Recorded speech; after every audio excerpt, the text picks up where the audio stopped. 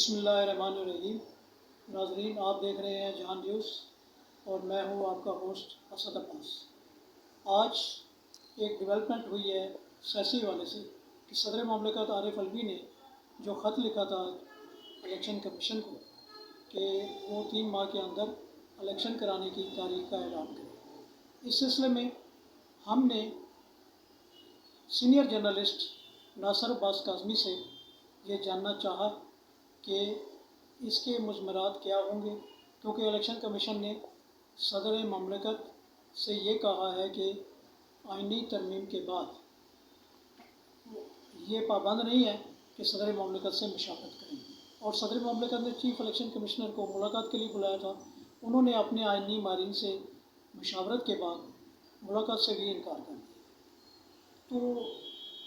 काज़मी साहब, ये बताएं कि आज जो डेवलपमेंट है, इलेक्शन कमीशन ने इनकार किया है सदर ममलिकत से चीफ इलेक्शन कमिश्नर की मुलाकात में, और साथ ही दूसरा सवाल ये है कि आप सदर ममलिकत क्या अदालत से रजू करेंगे, सुप्रीम कोर्ट ऑफ पाकिस्तान से रजू करेंगे इस सिलसिले में, क्योंकि हुकूमत ने जाते जाते ये तरमीम की थी, लेकिन कानून आइन के अंदर ये लिखा हुआ है कि इलेक्शन कमीशन सदर ममलिकत से मशवरा करने का पाबंद है। तो इस तरह की दिन भर मुख्तलिफ मुज़ाकरे मुबाहिसे चलते रहे। इस सिलसिले में काज़मी साहब की सुनते हैं कि वो क्या कहते हैं। शुक्रिया असद अब्बास साहब, आपके 2 सवालात हैं। पहला सवाल ये है कि इलेक्शन कमीशन पाकिस्तान ने जो सदर ममलिकत की जानब से जो उनको ख़त लिखा गया था और कहा गया था कि चीफ इलेक्शन कमिश्नर पाकिस्तान जो हैं वो इलेक्शन की तारीख के हवाले से उनसे मुशावरत करें और उनसे मुलाकात करें। तो इस हवाले से जो आज इलेक्शन कमीशन पाकिस्तान में बड़ा एक अहम इजलास हुआ है, जो चीफ इलेक्शन कमिश्नर पाकिस्तान की ज़ेर सदारत मुनक़्क़द हुआ है,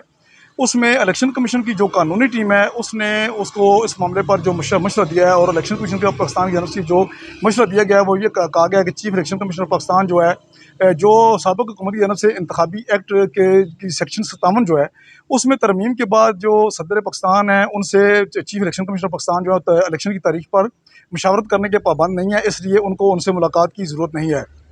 हुआ ये है कि ये पहले जब ये आइन के तहत जो मामलात हैं, आइन के आर्टिकल 224 के तहत जब कौमी असम्बली या सूबाई असम्बली तहलील की जाती थी, तो ऐसी सूरत हाल में उनकी जो तारीख थी वो सदर पाकिस्तान जो है वो देते थे, और सदर पाकिस्तान जो है उसमें इलेक्शन कमीशन की मुशावरत से तारीख जो है वो तय करते थे। लेकिन जब साबिक़ हुकूमत जो 13 रुकनी इत्तेहाद की हुकूमत थी, इस हुकूमत ने जो आखिरी दिनों में अपने आखिरी एग्जाम में कानून साजी की, और उस कानून साजी के ज़रिए जो इंतखाबी एक्ट था उस इंतखाबी एक्ट की सेक्शन 57 में उस सेक्शन में तरमीम कर दी, जिसके तहत इलेक्शन कमीशन पाबंद था कौमी असम्बली तहलील होने की सूरत में जो सदर पाकिस्तान से मुशावरत करने का पाबंद था,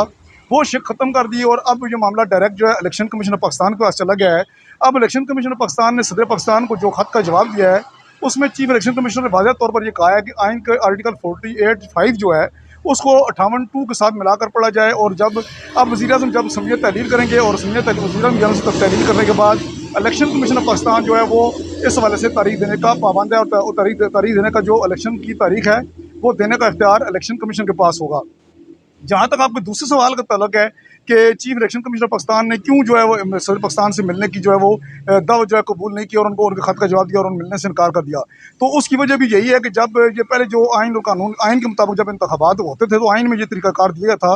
कि आइन में जब कौमी असम्बली जो है वो मुकर्रर मुद्दत से पहले तहलील होती है, मुकर्रर मुद्दत में भी तहलील होती थी, तो इलेक्शन कमीशन पाकिस्तान जो है सदर पाकिस्तान की मुशावरत से कौमी असम्बली के आम इंतखाबात की तारीख का ऐलान करता था, तारीख मुकर्रर करता था। लेकिन अब चूंकि जो इंतखाबी एक्ट है उसमें तरमीम की गई है, अब सदर पाकिस्तान जो है उन्होंने जो खत लिखा है वो आइन के तहत लिखा है। ऐसी सूरत हाल में अब जो क्योंकि आइन के तहत जो मामला और है और इंतखाबी जो एक्ट किया गया है, इंतखाबी एक्ट में तरमीम के जरिए वो इख्तियार जो सदर से लेकर इलेक्शन कमीशन के हवाले कर दिया गया है, तो ऐसी सूरत हाल में अब ये मामला तशरीह तलब हो चुका है। अब जो है इस मामले को जब ये चीफ इलेक्शन कमीशन ने जो खत लिखा है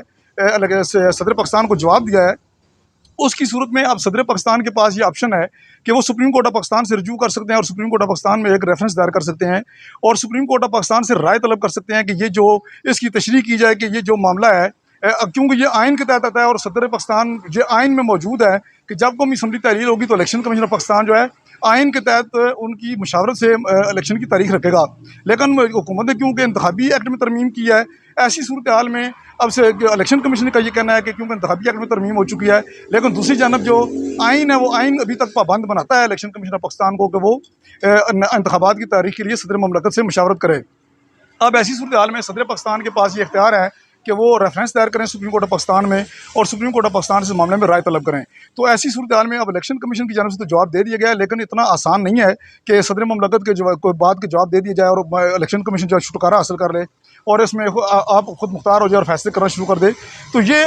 जो हुक्मरान इत्तेहाद था उसने एक साजिश के तहत जो है इस मामले को इसको एक ऐसा साजिश के तहत काम किया है कि आइन जो है वो और कह रहा है और इंतखाबी एक्ट और कह रहा है। पहले आइन और इंतखाबी एक्ट दोनों में ये चीज़ मौजूद थी कि जो सदर था वो सदर के साथ इलेक्शन कमीशन सदर से मुशावरत का पाबंद था तारीख तय करने में। लेकिन अब जो गुज़श्ता हुकूमत है उसने एक साजिश के ज़रिए एक आम सी तरमीम करके इंतखाबी एक्ट में तरमीम कर दी, क्योंकि उसके पास जो कौमी असम्बली में तो इतनी अक्सरियत तो 2/3 अक्सरियत थी नहीं थी को आइन में तरमीम कर सकता। ऐसी सूरत हाल में उन्होंने एक इंतखाबी एक्ट में तरमीम करके इस मामले को उलझा दिया है। अब ये मामला लाजमन सुप्रीम कोर्ट ऑफ पाकिस्तान में जाएगा। अगर सदर ने ये सुप्रीम कोर्ट ऑफ पाकिस्तान से राय तलब की तो सुप्रीम कोर्ट अपनी राय ज़रूर देगी। जी।